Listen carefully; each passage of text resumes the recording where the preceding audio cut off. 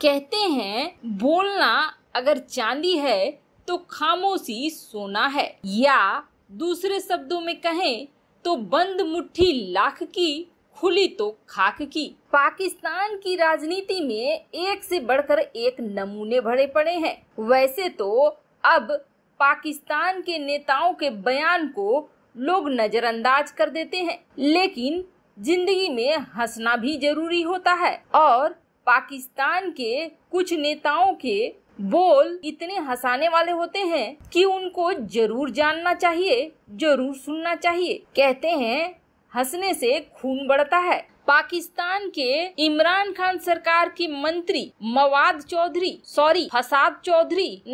फवाद चौधरी ने अब डंके की चोट पर अपनी ही इमरान खान सरकार को फंसा दिया है, लेकिन भारत के लिए बहुत ही अच्छा काम करा है। भारत के समर्थन में फवाद चौधरी ने जो काम करा है वह आने वाले इतिहास में सोने के अक्षरों में लिखा जाएगा। वहीं तुर्की में अब चारों तरफ दिख रहे हैं तबाही के मंजर।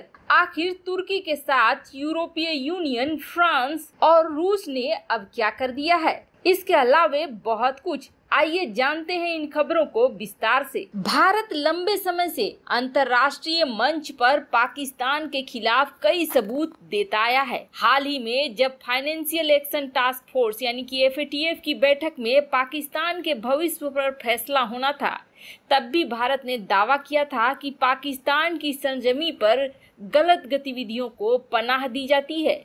वहां से ऑपरेट करने वाले संगठन भारत में खौफनाक चीजें करते हैं, लेकिन पाकिस्तान हमेशा से इसे खारिज करता आया, नकारता आया। लेकिन अब उनके ही एक मंत्री भारत के समर्थन में खड़े हो गए हैं और वो भी भरी हुई संसद में डंके की चोट पर पाकिस्तान का यह सच दुनिया के सामने ला रहे हैं। कहते हैं कुछ लोग ऐसे होते हैं जिन्हें अगर आप गुस्सा दिला दो तो वो सच बोल देते हैं, चाहे वो सच उनके लिए कितना ही बुरा परिणाम क्यों न ला रहा हो। दरअसल पाकिस्तान की संसद में एक दिन पहले विपक्ष के सांसद अयाज सादिक ने कहा था कि जब भारत के अभिनंदन को पकड़ा गया था तब खुद पाकिस्तान सरकार को डर सताने लगा था कि भारत कहीं बड़ी कार्रवाई नहीं कर दे।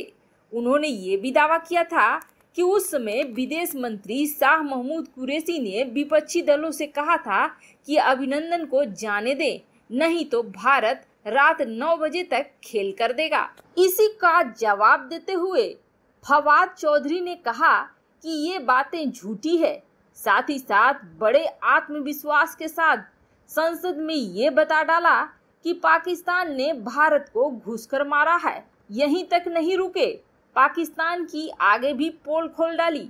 उन्होंने कहा कि पुलवामा में जो हमारी कामयाबी है वह इमरान खान के नेतृत्व में पूरे देश की कामयाबी है और इसके हिस्सेदार आप भी हैं। वैसे फवाद चौधरी के लिए एक सैल्यूट तो जरूर बनता है। बंदे ने गुस्से में ही सही लेकिन सच तो कह दिया। चलो अब इसका इनाम देने की कोशिश भारत जरूर करेगा। FATF में जो ग्रे लिस्ट में है उसे काली वाली सूची में डालने की कोशिश तो भारत अब करेगा ही करेगा। क्या करें, आजकल अब्बू खुद परेशान है। पाकिस्तान के अब्बू तुर्की जो हाल फिलहाल में इस पदवी तक पहुँचे हैं, उनकी भी हालत खराब हो रही है। चाहे ईरान हो, वेनेजुएला हो, रूस हो, आपने एक चीज ध्यान दिया होगा कि जो भी ये देश है अमेरिका या यूरोपीय देशों से पंगा लेते हैं तो सबसे पहले इनकी अर्थव्यवस्था पर चोट होती है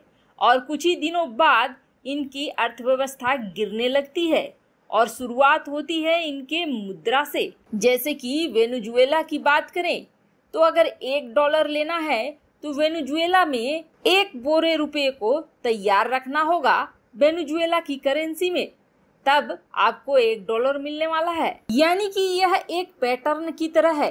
कोई भी देश जो अमेरिका या यूरोपीय देशों से पंगे लेने की कोशिश करता है उसके साथ कुछ ऐसा ही शुरू हो जाता है, जैसे कि अब चीन के साथ भी शुरू हो चुका है।